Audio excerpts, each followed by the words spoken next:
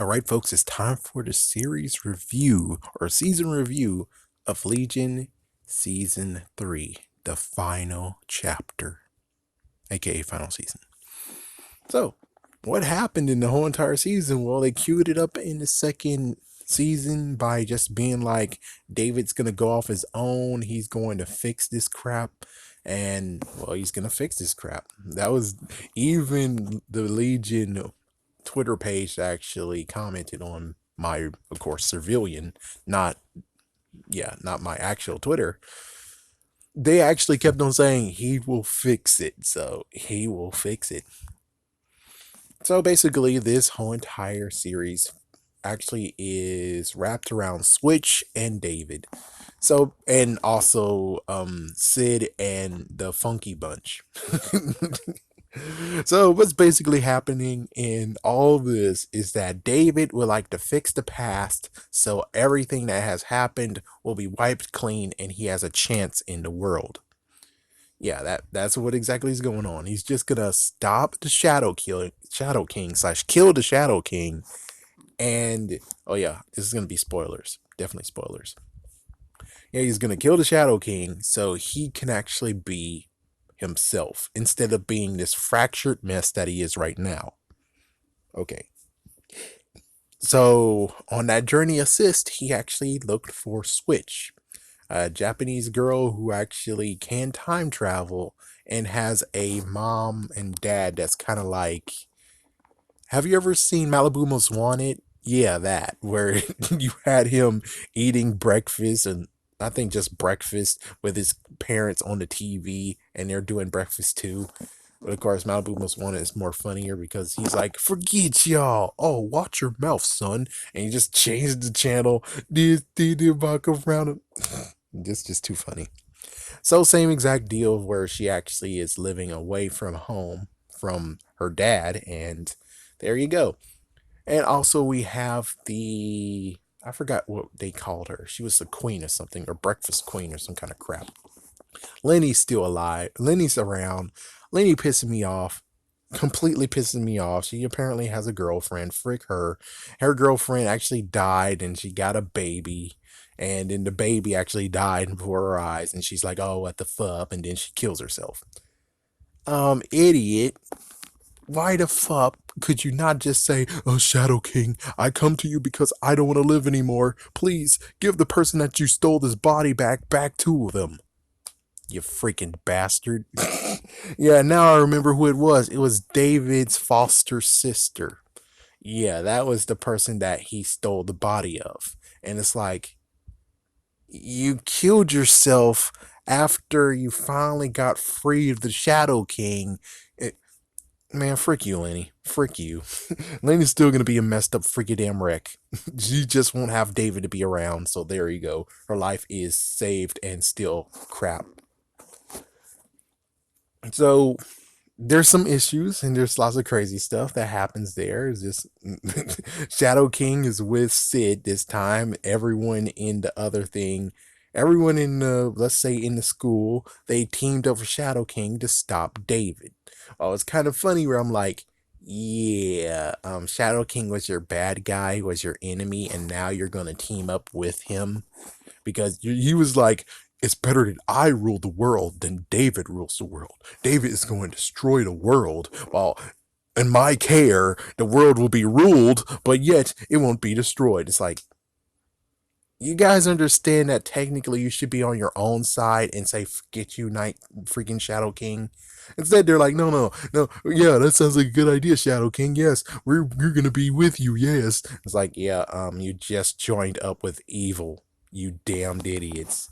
What David's doing, yes, you say it's gonna destroy the world, but on the other hand, he's just doing it to make sure that he is cured.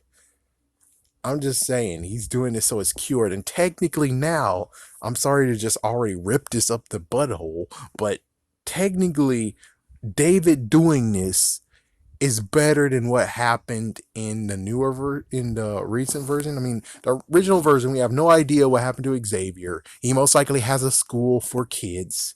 Okay, but he doesn't know about his son. He's not looking for his son. And his son is just doing stuff to make sure that he can actually protect his own damn self and not get warped. Yeah, so, and plus his wife died too. He's like, yeah, and we get this background story about his wife slash David's mother who actually went to war. Her mind got destroyed, but he was able to fix her and bring her back together.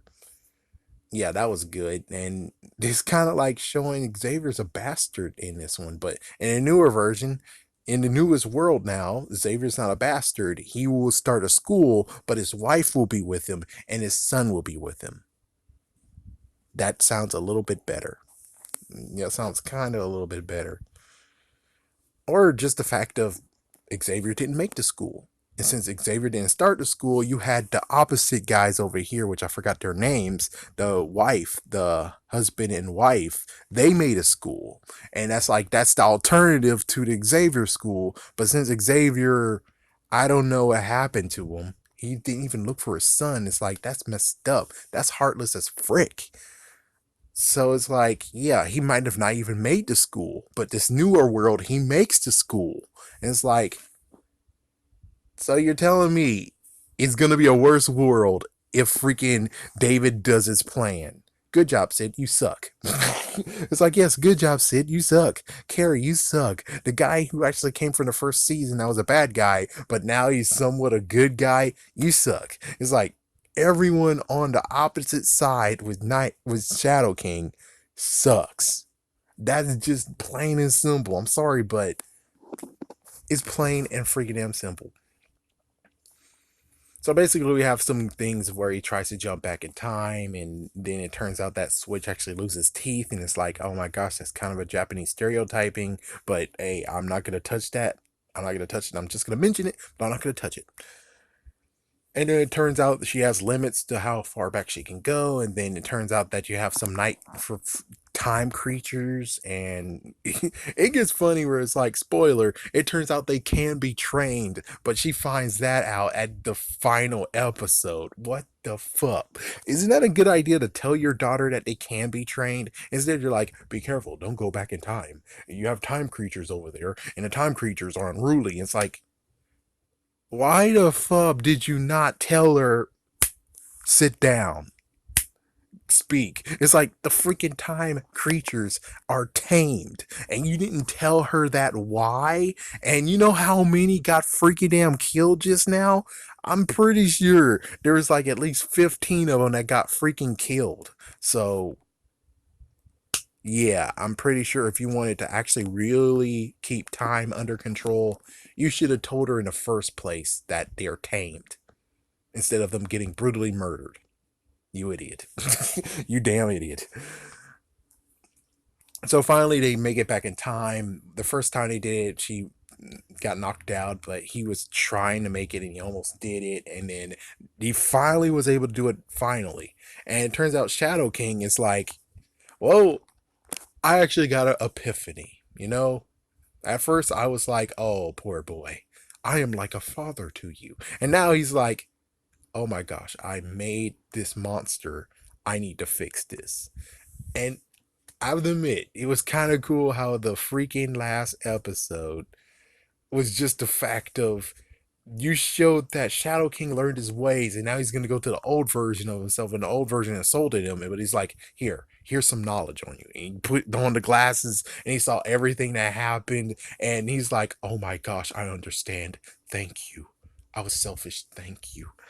Meanwhile, David actually wanted to kill him and almost killed the original version of Shadow King. But, well, like freaking Xavier said, he wanted freedom. And what we figured was freedom is to kill Night King, or basically what David thought. But instead, freedom can actually be achieved peacefully too. And that's what happened. So in the very end, everyone's gonna fade away, and new new time begins. The only messed up part is that Sid's gonna still have her same exact life though. It's like, that's the second part. It's like, yeah, Sid's gonna have his same messed up life, and she might actually still be locked up. So it's like, I don't know. It would be cool to actually, do something. And then it turns out Switch this whole entire time actually is I'm gonna say an extraterrestrial. So she's a four-dimensional being, And all this time, it's like, what the frick?